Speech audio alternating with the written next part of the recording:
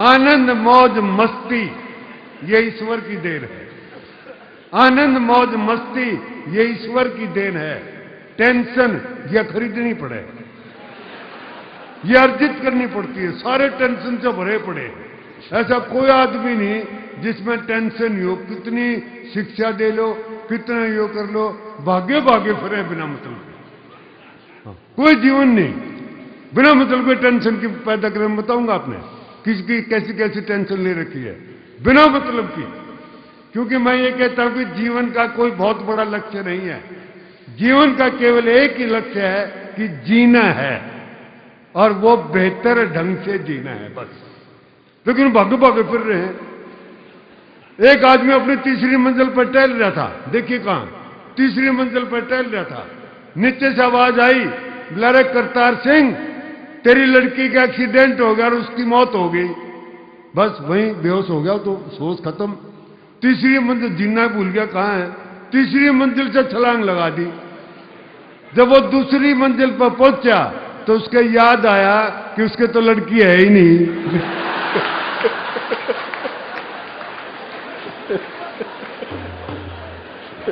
और जब वो पहली मंजिल पर पहुंचा तो उसके याद आया कि उसकी तो शादी भी नहीं हो रही। और जब वो धड़ाम से धरती पे गिरा तो उसके याद आया कि उसका नाम भी करतार सिंह नहीं है।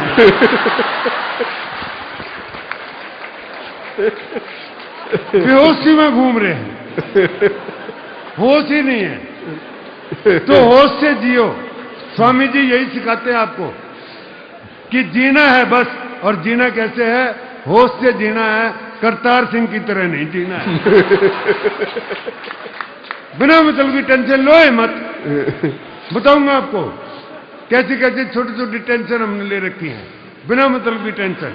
सुनिए क्या टेंशन ले रखी है जी। आप मंदिर में जाते हो, जूते बाहर निकालने पड़े हैं।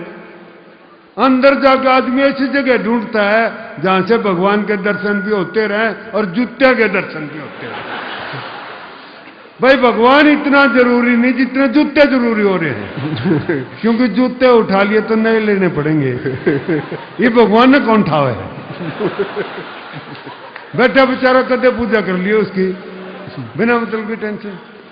अच्छा एक टेंशन मैं ऐसी बता दूं आपने जिसका कि आप प्रैक्टिकल कर सकते हो। आप बाजार में जा रहे हो, बिना जान पहचान के आदमी को नमस्ते करके निकल जाओ, अगर लगे टेंशन हो जाएगी। ये साला था कौन जो नमस्ते करके गया?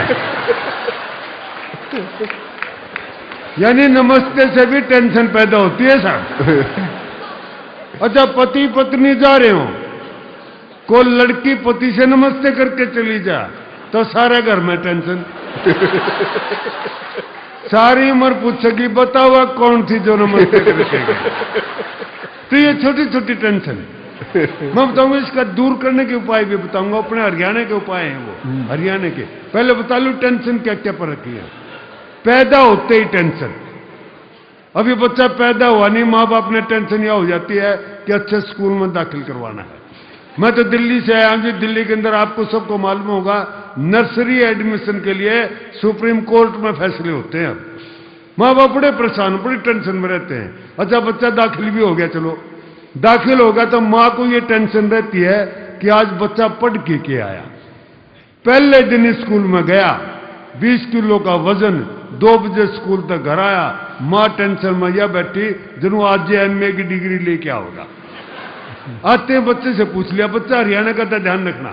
आते बच्चे से पूछ लिया, बोले बेटा आज स्कूल में क्या हुआ? बच्चे ने बस्ता फेंक के मारा। नहीं बोला आज कुछ नहीं होया, कल फिर जाना पड़ेगा।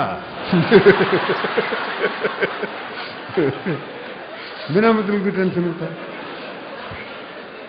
बिना मतलब की टेंशन ले लेंगे खाम खा के।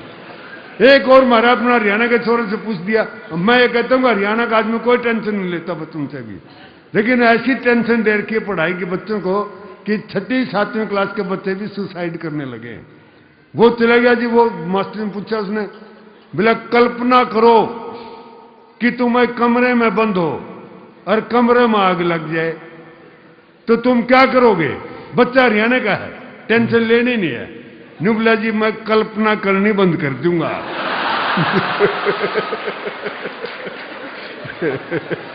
सीधा चाचा क्यों टेंशन ले।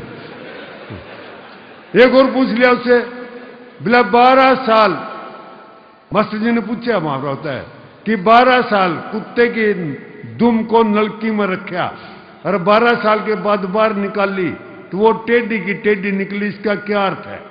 बच्चा हरियाणा का, न्यूबला जी इसका कुछ अर्थ नहीं, यू मैन्युफैक्चरिंग डिफेक्ट है। तो जी हम नहीं लेते कि